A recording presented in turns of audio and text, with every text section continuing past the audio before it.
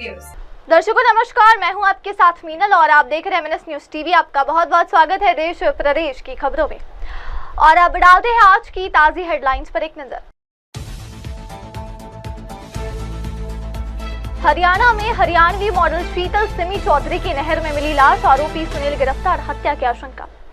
बेंगलुरु में चिन्ना स्वामी स्टेडियम के पास भगदड़ में हुई मौतों को लेकर शोक सभा और प्रदर्शन कर रहे बीजेपी कार्यकर्ता हिरासत में। अमृतसर में सोशल मीडिया इन्फ्लुएंसर कंचन कुमारी की हत्या पर अकाल तख्त साहिब के हेड ग्रंथी यानी मलकित सिंह का विवादित बयान। और अब खबरें विस्तार के साथ। हरियाणा के पानीपत जिले में हरियाणवी मॉडल शीतल सिमी चौधरी की संदिग्ध परिस्थितियों में मौत का मामला सामने आया है। मॉडल का शव नहर से बरामद किया गया है। पुलिस ने हत्या की आशंका जताई है और इस मामले में एक युवक को गिरफ्तार कर लिया गया है। पानीपत के डीएसपी सतीश कुमार वत्स ने जानकारी देते हुए बताया, 15 जून को एक महिला ने अपनी बहन की गुमशुदगी की रिपोर्ट दर्ज करवाई थी। अगले दिन हमें सूचना मिली कि एक शव नहर में मिला है। शव पर चोट के निशान थे, जिससे लगता है कि उसकी हत्या की गई है। पानीपत के डीएसपी सतीश कुमार वत्स ने जानकारी देते हुए बताया कि 15 जून को एक महिला ने अपनी बहन की गुमशुदगी की रिपोर्ट दर्ज कराई थी।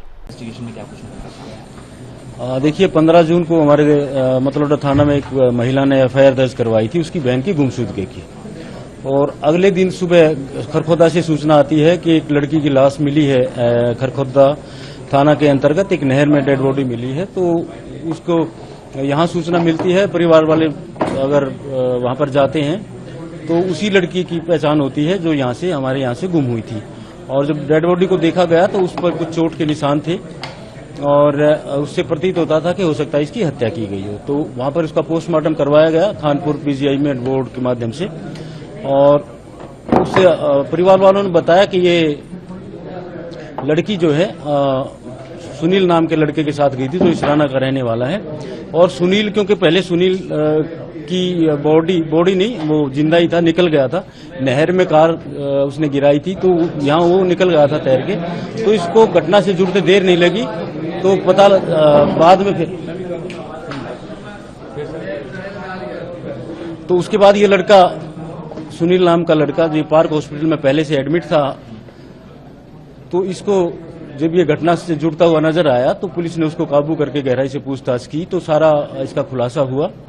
और पता चला कि 14 तारीख को ये लड़का इस लड़की को, क्योंकि पहले से इनकी जान पहचान थी, यार दोस्त थे ये, तो ये लड़का अहर गांव में लेके इसको गया था। अहर गांव में इस लड़की की कोई शूटिंग थी, ये हरियाणवी एल्बम में काम करती थी, तो वहां पर अहर गांव में शूटिंग थी। लेट नाइट तक इनकी वहां पर शूटिंग हुई। उसके बाद करीब 10 बजे के ये वहां से फारिग होते हैं और ये लड़का इस लड़की को लेके चल पड़ता है। तो रास्ते में इनकी किसी बात को लेके लड़ाई हो जाती है और उस लड़ाई में चाकू पहले से गाड़ी में पड़ा हुआ था। ये सुनील इस लड़की को चाकू मार देता है, गर्दन पर और छाती पर वार करता है। और ये फिर रास्ते में जब लाते लाते पानीपत तक पहुंचे तो वो मर जाती है। तो फिर इसने प्लान की अपने माइंड में कि हम डेड बॉडी को खुर्द-बुर्द कर दें। तो इसने इस प्लानिंग के साथ गाड़ी को नहर में कुदा दिया। और क्योंकि ये तैरना जानता था अच्छे से, इसको इस बात का अच्छे से पता था कि इसको लड़की को तैरना आता नहीं है, इसको तैरना आता था। तो ये खुद निकल गया बाहर तैर के और वो लड़की बह गई। तो फिर गाड़ी को हमने निकलवाया और गाड़ी से फिर इनके फोन वगैरह बरामद हुए, लड़की की सैंडल बरामद हुई है और लड़के को गिरफ्तार कर लिया। आज उसको कोर्ट में पेश करके उसका पुलिस रिमांड लिया जाएगा और गहराई से पूछताछ की जाएगी कि इसमें और कोई तो शामिल नहीं है और कैसे कैसे इसने हत्या की, उसका पूरा सीन क्रिएट करके और इसकी गहराई से और पूछताछ की जाएगी। तो सर, क्या जब इसने गाड़ी नहर में कुदाई, क्या उस वक्त लड़की जिंदा थी या फिर अभी घायल अवस्था में थी? हाँ, देखिए, वो पोस्टमार्टम से पता लग पाएगा कि वो जिस समय जिंदा थी या मर चुकी थी। लेकिन इसका कहना यह है कि मतलब बता नहीं रहा है ये स्पष्ट, इसको ध्यान नहीं है। तो ये तो कह रहा है कि जिंदा थी, लेकिन वो पोस्टमार्टम से क्लियर हो जाएगा कि वो मार के गिरा है कि वो गिरने के बाद मरी। रीजन ऑफ किलिंग क्या बताया सर? वजह किस बात? वजह ये किसी और लड़के से बात करती थी, ये चाहता नहीं था कि किसी और से बात करे। तो उस दौरान जब ये वापस आ रहे थे तो किसी लड़के का कॉल आ गया, वो बात करती रही, ये मना करता रहा, वो मानी नहीं। तो इस बात पर उसने इसकी हत्या कर दी। सर, एक सवाल इम्पोर्टेंट ये है कि क्या प्लानिंग और जो पूरी कॉन्स्पिरेसी थी पहले ही रची गई थी या फिर उस दौरान झगड़े के दौरान ही ये कोल्ड ब्लडेड? देखिए, पहले ही कॉन्स्पिरेसी हो सकती है ये, क्योंकि पहले भी ये रोकता रहा है, मनमुटाव इनका चला हुआ था, और चाकू क्योंकि पहले से इसने गाड़ी में रखा हुआ था, तो इस संभावना से इनकार नहीं किया जा सकता। इसकी प्री प्लानिंग थी, और डेड बॉडी को खुर्द-बुर्द करने के लिए, सबूतों को मिटाने के लिए इसने नहर में गाड़ी को गिरा दिया। क्या सर उस वक्त जब ये बताइए सर, लड़के की क्या प्रोफाइल है, क्या करता है लड़का? लड़का कुछ नहीं करता, +2 पास है। ऐसे ही कोई प्राइवेट काम अपना करता है, कभी छोड़ देता है, कभी कर लेता है। अभी पीछे इसने करनाल में कोई होटल किया था, वो भी छोड़ दिया। तो ऐसे ही कोई जो इसको अच्छा लगता है वही काम करने लगा। सर गाड़ी में जो है 2-3 गिलास भी मिले हैं, तो क्या इन्होंने ड्रिंक वगैरह, कुछ पार्टी वगैरह की थी, कुछ इसके बारे में?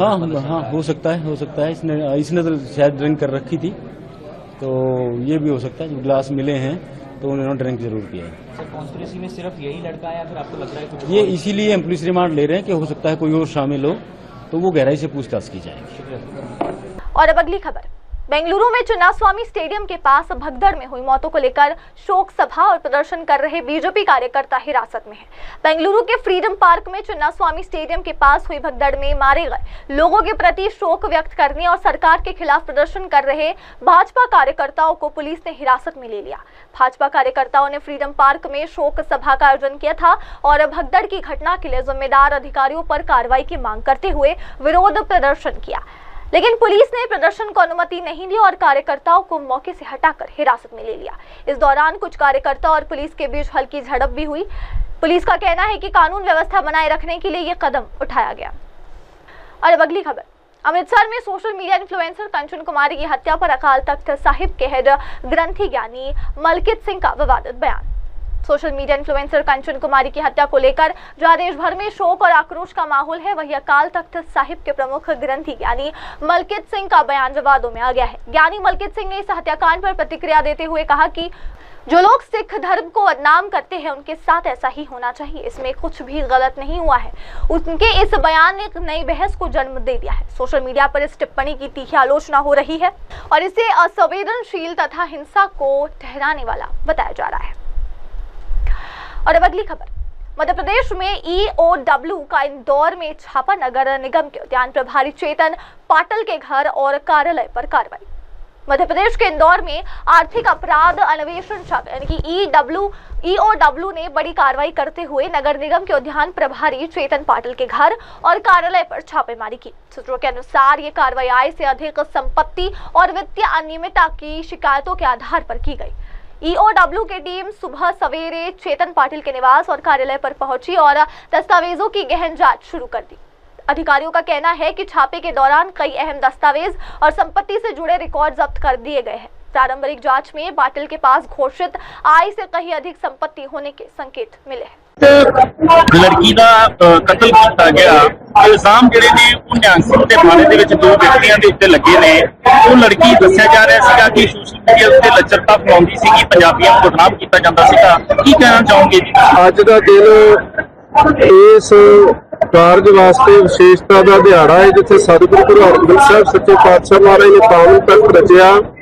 ਉੱਥੇ ਸਾਨੂੰ ਇਹ ਲੱਚਰਤਾ ਭਰੇ ਗੀਤ ਤੇ ਗੰਦਗੀ ਤੋਂ ਦੂਰ ਰਹਿਣ ਵਾਸਤੇ ਸਤਿਗੁਰੂ ਸੱਚੇ ਪਾਤਸ਼ਾਹ ਮਹਾਰਾਜ ਨੇ ਉਪਦੇਸ਼ ਕੀਤਾ ਕਿ ਮੇਰੀ ਮੋਹਨ ਇਹ ਸਾਧਕ ਨਾਦ ਜਿਹੜੇ ਗੀਤ ਨੇ ਇਹ ਸਾਡੇ ਸਰਵਣਾ ਦੇ ਅੰਦਰ ਨਹੀਂ ਪੈਣੇ ਚਾਹੀਦੇ। ਭਾਵ ਸਾਡੀ ਸਿੱਖ ਨੌਜਵਾਨੀ ਨੂੰ ਨਹੀਂ, ਹਿੰਦੂ ਮੁਸਲਮਾਨ ਤੇ ਸਮੁੱਚੇ ਵਰਗ ਦੇ ਨੌਜਵਾਨਾਂ ਨੂੰ ਇਹ ਗੰਦੇ ਗੀਤ ਨਹੀਂ ਸੁਣਨੇ ਚਾਹੀਦੇ।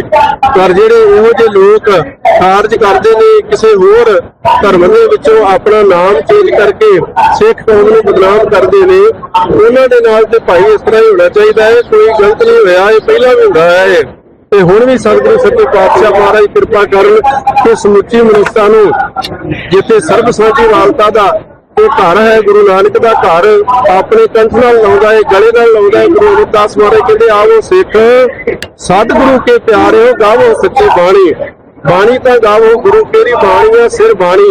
ਇਸ ਤਖਤ ਦੇ ਉੱਤੋਂ ਜਦੋਂ ਵੀ ਕਿਸੇ ਨਾਲ ਜ਼ੁਲਮ ਹੋਇਆ ਭਾਵੇਂ ਕਿਸੇ ਪੰਡਿਤ ਦੀ ਘਰ ਵਾਲੀ ਨੂੰ ਜ਼ਾਲਮਾਂ ਨੇ ਚੁੱਕ ਕੇ ਆਪਣੇ ਹਰਮਾਂ ਦੇ ਵਿੱਚ ਆਪਣੇ ਮਹਿਲਾ ਵਿੱਚ ਪਾਇਆ ਤੇ ਗੁਰੂ ਦਾ ਖਾਲਸਾ ਛੁਡਾ ਕੇ ਲੈ ਕੇ ਆਉਂਦਾ ਰਿਹਾ, ਗੁਰੂ ਕੇ ਸਿੱਖ ਵੀ ਛੁਡਾ ਕੇ ਲੈ ਕੇ ਆਉਂਦੇ ਰਹੇ।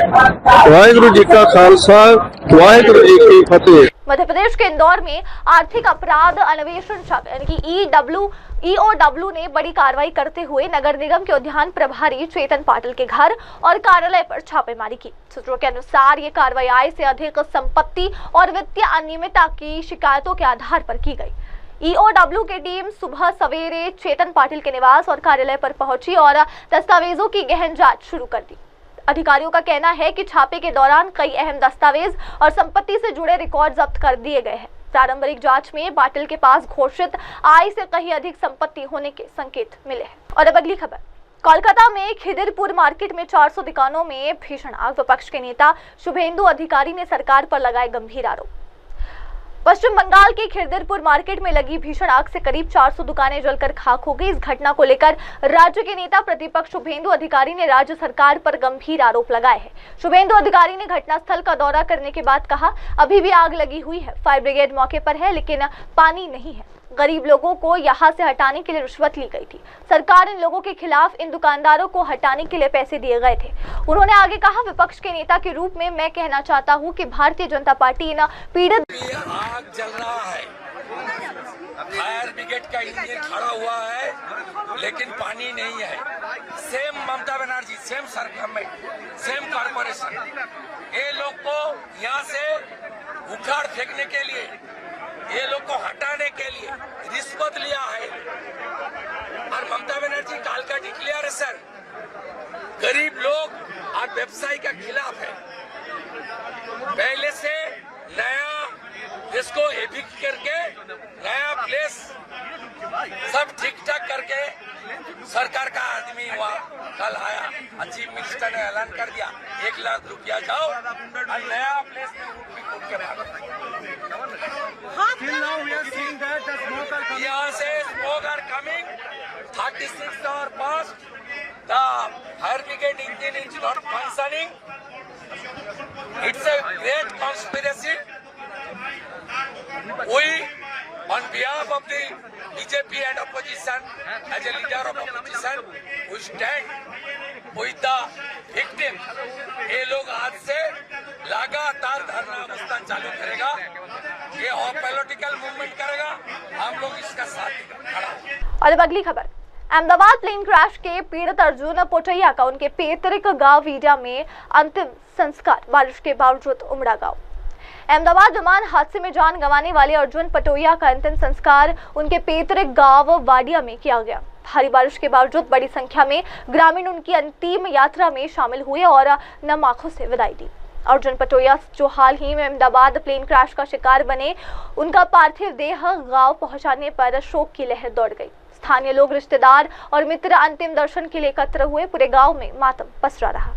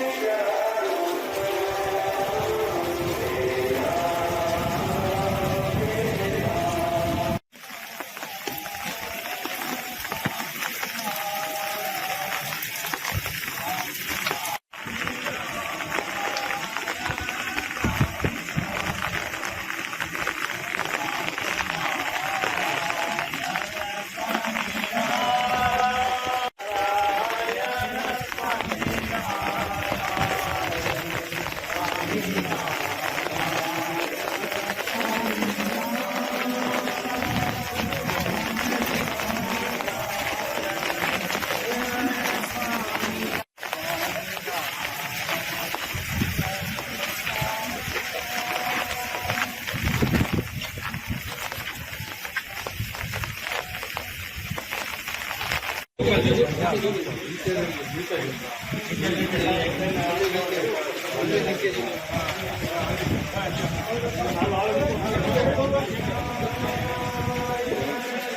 अब अगली खबर, जाति जनगणना को लेकर विवाद के बीच भाजपा नेता जगदंबिका पाल का बयान, कांग्रेस घबरा गई है क्योंकि मांग भाजपा ने पूरी कर दी।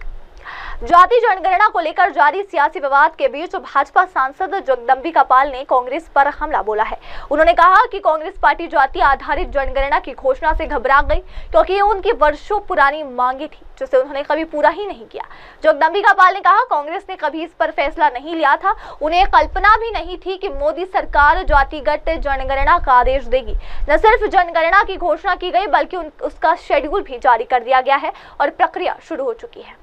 ये कांग्रेस पार्टी के बौखलाहट है, क्योंकि ये मांग कास्ट सेंसस की आज नहीं, ये वर्षों से थी। जब कांग्रेस यूपीए सरकार में थी उस समय भी देश में जाति जनगणना की मांग थी।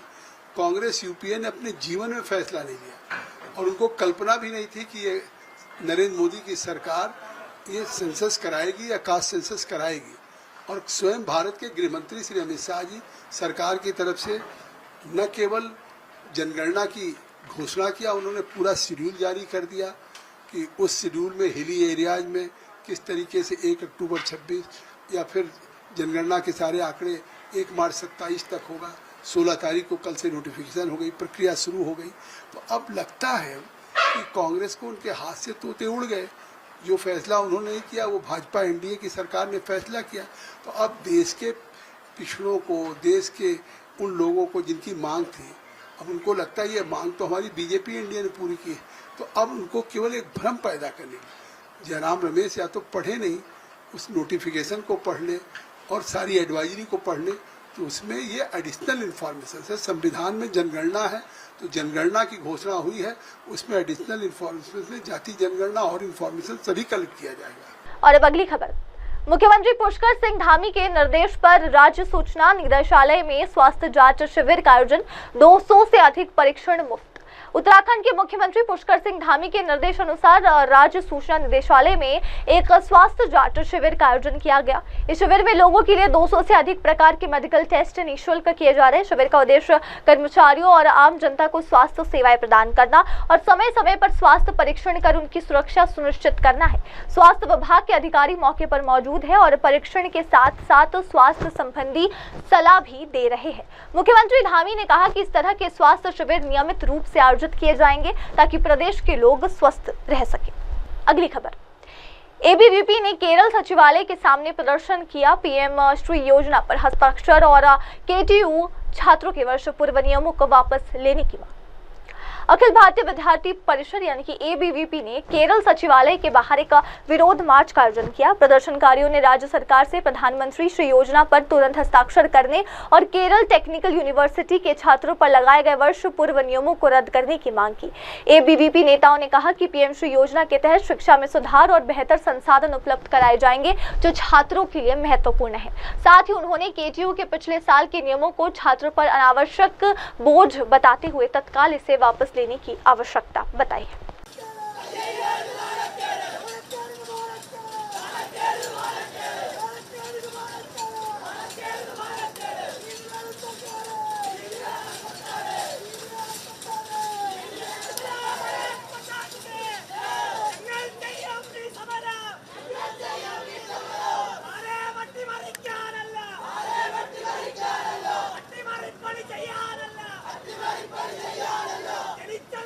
പഠിച്ചു വളരാൻ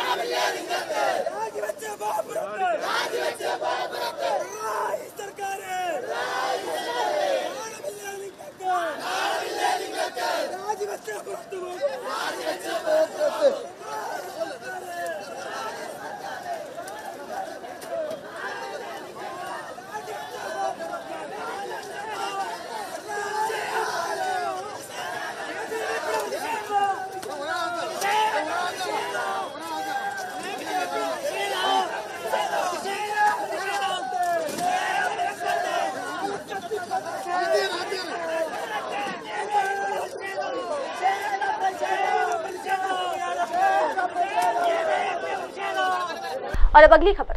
दिल्ली में भाजपा सांसद सुधांशु त्रिवेदी का बड़ा बयान सामने आया, जहां वो कह रहे हैं कि पीएम मोदी के नेतृत्व में होने जा रही है पहली बार जाति जनगणना और सामाजिक आर्थिक सर्वेक्षण। भाजपा सांसद सुधांशु त्रिवेदी ने कहा कि प्रधानमंत्री नरेंद्र मोदी के नेतृत्व में कैबिनेट ने जनगणना कराने का निर्णय लिया। प्रेस रिलीज साफ कर गया है और अब बताया जा रहा है कि स्वतंत्र भारत के इतिहास में पहली बार जनगणना के साथ साथ सामाजिक आर्थिक सर्वेक्षण और जाति जनगणना भी की जाएगी। सुधांशु त्रिवेदी ने कहा, हमारा उद्देश्य सभी जातियों की पहचान, सभी जातियों का सम्मान और पिछड़ी जातियों का उत्थान है। लेकिन इंडिया गठबंधन और कांग्रेस केवल अपने परिवारों के उत्थान की सोचते हैं। हमारी सोच और उनकी सोच में मूलभूत अंतर है। हम सभी जातियों की पहचान, सम्मान और उत्थान के लिए प्रतिबद्ध है। प्रधानमंत्री श्री नरेंद्र मोदी जी के नेतृत्व में कैबिनेट ने भारत की जनगणना कराने का निर्णय लिया और इसके बाद जो भी प्रेस रिलीज जारी हुई उसमें स्पष्ट रूप से कहा गया कि जनगणना के साथ सामाजिक आर्थिक मूल्यांकन और जातियों की जनगणना भी स्वतंत्र भारत के इतिहास में पहली बार होगी। जिस संबंध में पहली प्रेस रिलीज 30 अप्रैल को हुई, दूसरी 4 जून को और 15 जून को, जिसमें स्पष्ट रूप से यह कहा गया, और जो कहा गया उससे ज्यादा इंपॉर्टेंट होता है जो किया गया हो। बिहार में 2022 में हमारी ही गठबंधन सरकार ने जातिगत सर्वेक्षण करने का निर्णय लिया था, परंतु वो पार्टी जिसने स्वतंत्र भारत में जातिगत गणना रुकाने का निर्णय लिया था, 1951 में किसने रोका था?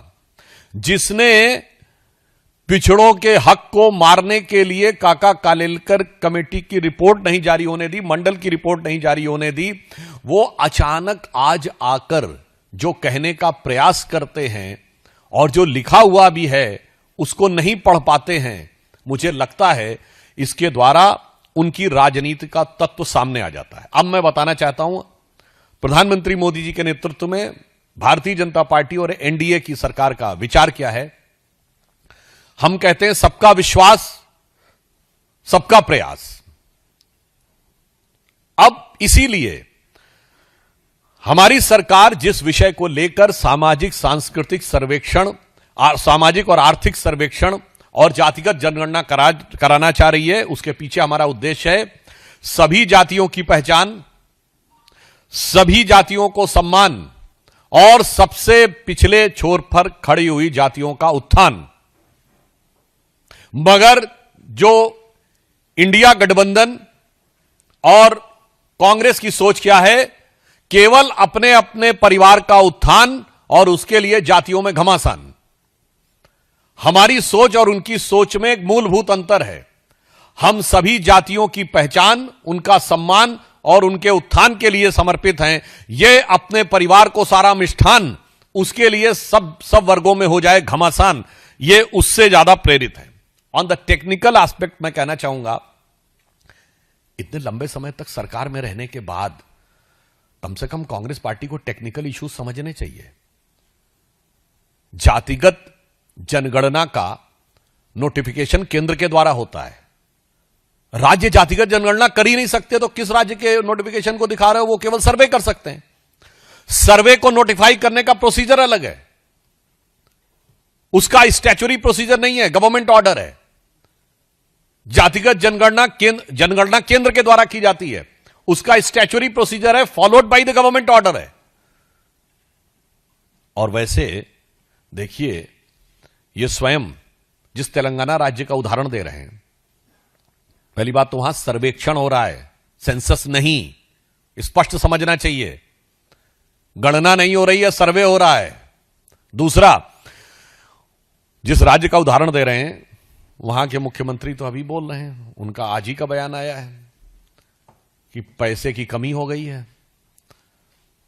कल्याणकारी योजनाओं में देने के लिए पैसा नहीं। और यह पहली बार नहीं हुआ है, यह कांग्रेस की खटाखट योजना ने जो किया है। पहले हिमाचल प्रदेश में खटाखट सारा खजाना सफाचट, उसके बाद आई यही चीज हुई हरियाणा, उस कर्नाटक के में, हिमाचल के बाद खटाखट वहां भी स्थिति हो गई खराब। अब सेम चीज तेलंगाना में आती जा रही है। यानी यह साफ दिखाई पड़ रहा है कि कांग्रेस जहां जहां सत्ता में आती है, इनका खटाखट मॉडल देश के विकास के लिए एक बड़ी चुनौती बनता हुआ जा रहा है, क्योंकि ये समग्र आर्थिक विकास को ध्यान में रखकर नहीं विकास करते। हमारे राज्यों में यदि कल्याणकारी योजनाएं काम कर रही हैं, उसके साथ साथ राज्य में नए संसाधनों का भी संचय उसी दृष्टि से हो रहा है। इसलिए मैं एक पंक्ति में कहना चाहूं, जहां जहां ही कांग्रेस आई वहां वहां आर्थिक दृष्टि से हो गई तबाही। और यह उदाहरण हिमाचल, कर्नाटक और उसके बाद तेलंगाना में दिखाई पड़ रहा है। और अब अगली खबर, भुवनेश्वर बोलापुर बीच दुष्कर्म मामले पर मंत्री विभूति भूषण जेना का बयान, पूरी रथ यात्रा के सफल आयोजन पर दी जानकारी। ओडिशा के मंत्री विभूति भूषण जेना ने गोलापुर बीच पर हुई शर्मनाक गैंगरेप घटना पर दुख व्यक्त करते हुए कहा, ऐसा नहीं होना चाहिए था। पुलिस ने तुरंत कार्रवाई करते हुए सभी आरोपियों को एक एक कर गिरफ्तार कर लिया है। हम ये सुनिश्चित करने के लिए कड़ी से कड़ी कार्रवाई करेंगे ताकि भविष्य में ऐसी घटनाएं न हो।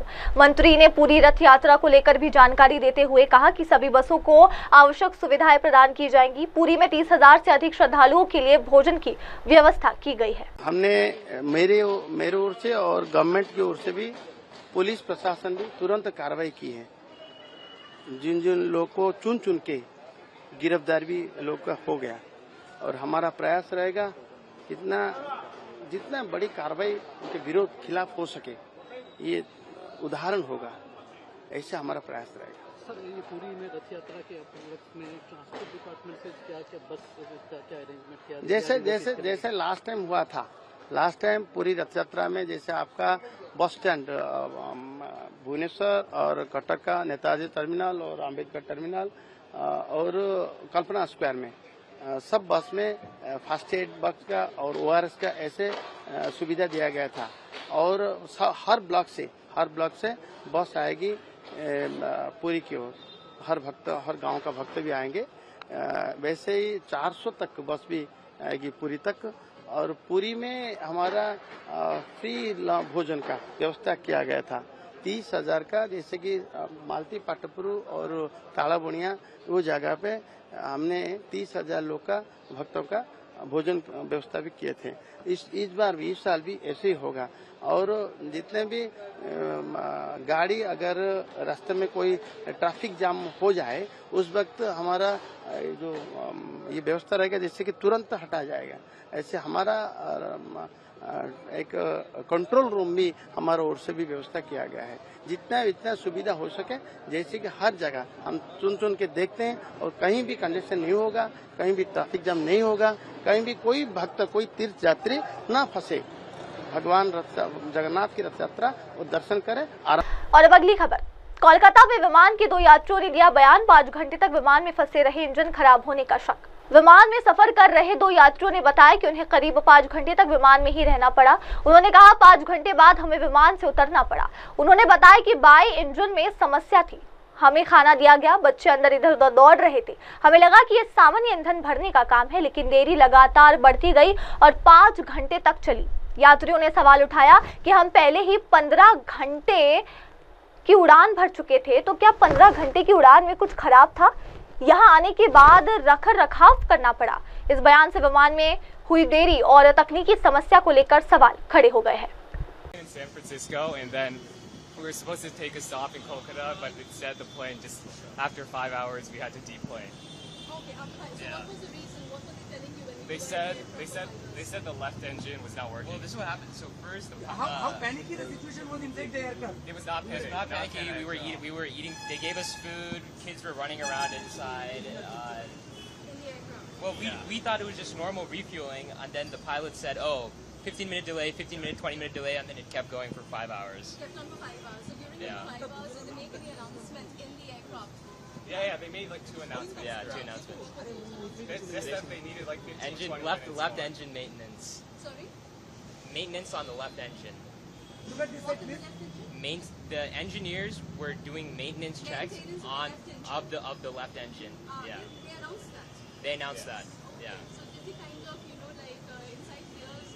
No, we were already landed, so like we weren't Oh. scared of anything. No, but you are scared that, what if it kind of flies in this situation? Well, we were wondering. So we already flew for 15 hours. So was something wrong in the 15 hours that they had to do maintenance after we got we left, and then we only had another 2 hours. It was 2 hours from Calcutta to Bombay, right? So. So were you scared? Be honest, please. No. Not at all. Well, so I think a lot of people canceled their flights, so there were a lot of empty seats. So I was sleeping on like 3 empty seats, and then they had like a lot of extra food and everything, so it was very comfortable. Yeah. Your name? Coven. And your name? Kadir Kadir what? Kadir Balakrishnan. Kadir? Balakrishnan. Balakrishnan and? Coven Balakrishnan. Balakrishnan. What's your first name? Coven. K-A? V-I-N. K-A-B-I-N. You guys studying in Consultant? और अब अगली खबर। बस किराए में बढ़ोतरी के खिलाफ प्रदर्शन कर रहे एबीवीपी कार्यकर्ता हिरासत में, आंदोलन जारी रखने की चेतावनी। बस किराए में हुई बढ़ोतरी के खिलाफ एबीवीपी के कार्यकर्ताओं ने हैदराबाद के बस भवन के बाहर जोरदार प्रदर्शन किया। पुलिस ने मौके पर पहुंचकर प्रदर्शनकारियों को हिरासत में ले लिया है। एक एबीवीपी कार्यकर्ता ने कहा, हम आरटीसी यानी कि रोड ट्रांसपोर्ट कॉर्पोरेशन के खिलाफ इसलिए विरोध कर रहे हैं क्योंकि हमारे कॉलेज और स्कूल जाने वाले छात्रों को बस किराए की बढ़ोतरी की वजह से भारी परेशानी हो रही है।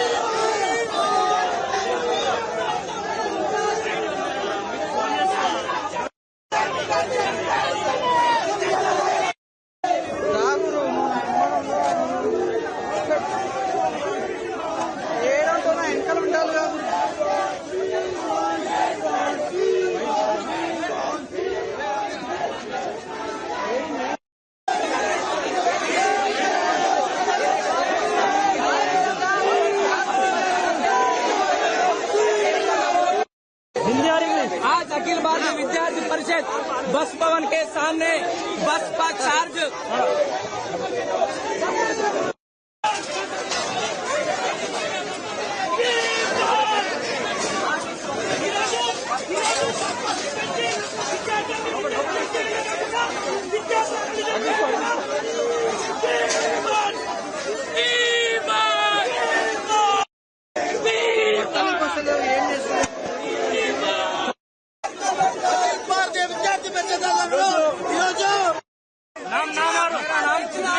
Hyderabad city secretary ABVP. अच्छा, आज आरटीसी भवन के सामने हम लोग धरना किया। ये इधर आरटीसी ऑफिसर्स ने बस पर चार्ज बढ़ा के हमारे स्टूडेंट्स को कॉलेज और स्कूल बहुत तकलीफ हो रहे। हम रिप्रेजेंटेशन भी दिया, कल सत्यनारायण को रिप्रेजेंटेशन दे के आप कौन सी बस पास बढ़ाया वो कम करो, हमारे छात्रों को बहुत मुश्किल हो रहा। अभी तक सत्यनारायण सर कोई रिप्लाई नहीं दिया। आरटीसी बस पास चार्ज कम करने तक एबीवीपी लड़ते रहते। वो बढ़ाया बस पास चार्ज को कमाना पड़ता।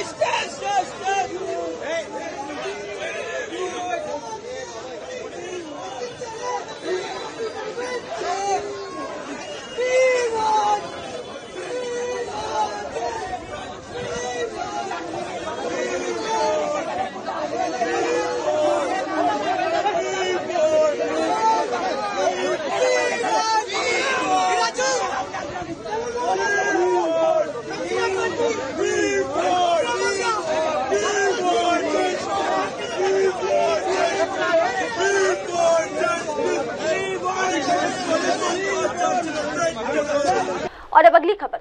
दिल्ली में मंत्री आशीष सूद ने जनकपुरी में आयुष्मान आरोग्य मंदिर का किया उद्घाटन। कहा दिल्ली के स्वास्थ्य क्षेत्र में क्रांतिकारी कदम। दिल्ली के जनकपुरी में दिल्ली सरकार के मंत्री आशीष सूद ने आयुष्मान आरोग्य मंदिर का उद्घाटन किया। इस अवसर पर उन्होंने इसे राजधानी के स्वास्थ्य क्षेत्र में एक क्रांतिकारी पहल करार दिया। आशीष सूद ने कहा दिल्ली के स्वास्थ्य इतिहास में एक क्रांतिकारी कदम उठाया गया है। दिल्ली में कुल सैकड़ों आयुष्मान आरोग्य मंदिर स्थापित किए जाएंगे, जिनमें से मुख्यमंत्री रेखा गुप्ता द्वारा 33 आयुष्मान आरोग्य मंदिरों का उद्घाटन किया गया है। आज दिल्ली की स्वास्थ्य व्यवस्था के इतिहास में एक क्रांतिकारी कदम हुआ है। दिल्ली की मुख्यमंत्री आदरणीय रेखा गुप्ता जी ने प्रधानमंत्री नरेंद्र मोदी जी के नेतृत्व में और आदरणीय जेपी नड्डा जी के आशीर्वाद से दिल्ली में जो 1100 आरोग्य मंदिर बनने हैं, उसमें से 33 आरोग्य मंदिरों को आज लोकार्पित किया है। जिन आरोग्य मंदिरों में LFT, KFT, लिपिड प्रोफाइल जैसे महंगे टेस्ट भी इन हाउस किए जाएंगे। 200 से ज्यादा तरह की दवाइयां निशुल्क प्रोवाइड की जाएंगी और अनेक तरह की वेलनेस सुविधाएं भी यहां उपलब्ध कराई गई हैं। इन सब आरोग्य मंदिरों को जनता की सुविधा के लिए 100% एयर कंडीशनड युक्त करके वेलनेस की सुविधा, थोड़ी सी डे केयर की सुविधा, साथ ही साथ हमारी बहनें जो नवजात शिशु के साथ अपने माता पिता या सास ससुर का इलाज कराने आ सकती हैं, उनकी और उनके बच्चों की सुविधाओं के लिए भी यहाँ पर व्यवस्थाएं की गई हैं। ये आरोग्य मंदिर जो जनकपुरी विधानसभा के क्षेत्र में खुला है, ये दिल्ली की स्वास्थ्य व्यवस्था के अंदर एक क्रांतिकारी कदम है। दिल्ली की जनता, दिल्ली की मुख्यमंत्री आदरणीय नरेंद्र मोदी जी और श्री जेपी नड्डा जी का हार्दिक आभार व्यक्त करती है। और अब अगली खबर, लखनऊ में शिया धर्मगुरु मौलाना सैफ अब्बास ने ईरान में फंसे भारतीय श्रद्धालुओं को वापस लाने की केंद्र सरकार से अपील की। शिया समुदाय के प्रमुख धार्मिक नेता मौलाना सैफ अब्बास ने भारत सरकार से अपील की है कि ईरान इजराइल संघर्ष के बढ़ते तनाव के बीच ईरान और इराक में फंसे भारतीय श्रद्धालुओं को तुरंत सुरक्षित निकाला जाए। शिया समुदाय के प्रमुख धार्मिक नेता मौलाना सैफ अब्बास ने भारत सरकार से अपील की है कि ईरान इजराइल संघर्ष के बढ़ते तनाव के बीच ईरान और इराक में फंसे भारतीय श्रद्धालुओं को तुरंत सुरक्षित निकाला जाए। मौलाना ने यह भी कहा कि परिजनों में भय का माहौल है और सरकार को मानवीय दृष्टिकोण अपनाते हुए शीघ्र कदम उठाने चाहिए। रहमान रहीम, देखिए इसको 4 दिन हो चुके हैं क्योंकि ये थर्सडे नाइट में हुआ था, मिडनाइट में। फ्राइडे, सैटरडे, संडे, मंडे 4 दिन हो चुके हैं और 4 दिन से बहुत से हमारे पास कॉलें आई हैं। इसमें कई तरह की प्रॉब्लम्स जो हैं वो हो गई हैं। ये जो जंग हुई है, जिस जंग को इजराइल ने जबरदस्ती छेड़कर ईरान पर मुसल्लत किया है, ये अफसोसनाक है क्योंकि किसी के ऊपर इस तरीके से हमला इंटरनेशनल कानून के खिलाफ है। लेकिन इजराइल ऐसा मुल्क है कि जो यूनाइटेड नेशन को भी कुछ नहीं मानता है। तो खैर बहरहाल, तो उसने जो है ये जो जंग की है उसकी वजह से पूरे हवाई रास्ते बंद हैं। हमारे क्या मसला ये है कि जो लोग हज पे नहीं जा पाते हैं वो ईरान और इराक की ज़ियारतों पे जाते हैं कि यहाँ का पैकेज कम पैसे का होता है, इसको कर लेते हैं, जो अफोर्ड नहीं कर सकते हज के पैसे को, तो वो इधर चले जाते हैं। तो इस वक्त हमारे हजारों लोग जो हैं वो इराक से ईरान आते हैं, तो 2 कंट्री जाते हैं, इराक और ईरान। कुछ लोग पहले ईरान जाते हैं, उसके बाद इराक जाते हैं, कुछ लोग पहले इराक जाते हैं, उसके बाद ईरान आते हैं। तो इन दोनों मुल्कों में हमारे जो हैं हजारों की तादाद में एक तो जायरीन फंसे हुए हैं, जिसमें बुढ़े भी हैं, जवान भी हैं, छोटे छोटे बच्चे हैं। बहुत से लोग ऐसे जिनकी बीवी बच्चे चले गए, मियाँ यहाँ है, परेशान हो रहे हैं। तो इस तरीके से कंडीशन बनी हुई है और सब परेशान है। बीमार लोग हैं, वो 20 दिन की दवा लेके गए थे, अब फंस गए वहां, उनकी दवाएं जो खत्म हो चुकी हैं, उनके ऊपर मरज बढ़ने का डर है। तो ये सारी चीजें हैं। तो बराबर हमारे पास फोन आ रहे हैं। तो हमने कल यानी 16 जून को जयशंकर जी को लेटर लिखा, इसीलिए कि जो जायरीन ईरान और इराक में फंसे हुए हैं उनको वहां से निकाला जाए। एक सबसे इम्पोर्टेंट बात है, वो मैं अपनी गवर्नमेंट से यही अपील करूंगा कि इसको जल्दी किया जाए, क्योंकि हो क्या रहा है, वहां पैनिक मामला हो रहा है। ये लोग सब फॉरेनर हैं वहां, इनको नहीं मालूम है, तो इनको खाने पीने के भी लाले लग रहे हैं। दूसरी बात ये है, मसलन बहुत से ग्रुप हमारे पास नंबर हैं, 90 आदमियों का ग्रुप है, 60 आदमियों का ग्रुप है। अब ये लोग जो 60 आदमी या 90 आदमी हैं, इनका लिमिट थी, मसलन एक ग्रुप था, उसको 13 तारीख को चेकआउट करके 13 तारीख को शाम को 6 बजे फ्लाइट पकड़ना थी। उसने चेकआउट कर लिया, अब होटल वाला एंट्री नहीं दे रहा है। ये लोग उस दिन पूरे दिन बाहर बैठे रहे, फिर किसी तरीके से मैनेज करके दूसरी जगहों पर इनको शिफ्ट किया गया। अब एक आदमी जो है अगर वो रुकता है एक्स्ट्रा, तो उसके लिए पैसे देना मुसीबत बनना जा रहा है कि वो कैसे उसको अरेंज करेगा। तो माली बहरान भी है, जहनी है टेंशन। लिहाजा हम भारत सरकार से ये अपील करते हैं, जिस तरीके से उन्होंने पूर्व में यूक्रेन से या और जैसे इराक में वो नर्सें वगैरह फंस गई थी, उनको जिस तरीके से छुड़ा के निकलवाया गया, उसी तरीके से जो इराक में और ईरान में लोग फंसे। इसके अलावा हजारों की तादाद में स्टूडेंट हैं, तकरीबन 1,500-2 हजार स्टूडेंट ईरान में फंसे हुए हैं और इराक में। चूंकि मुहर्रम में ज्यादातर लोग यहां आते हैं, तो हर एक अपने टिकट वगैरह कराए बैठा हुआ है।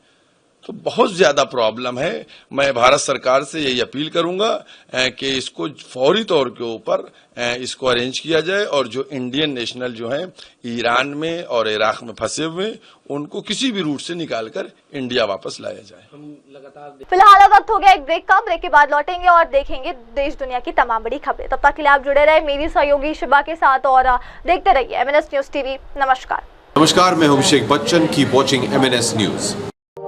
आप देख रहे हैं MNS न्यूज, सच जरूर।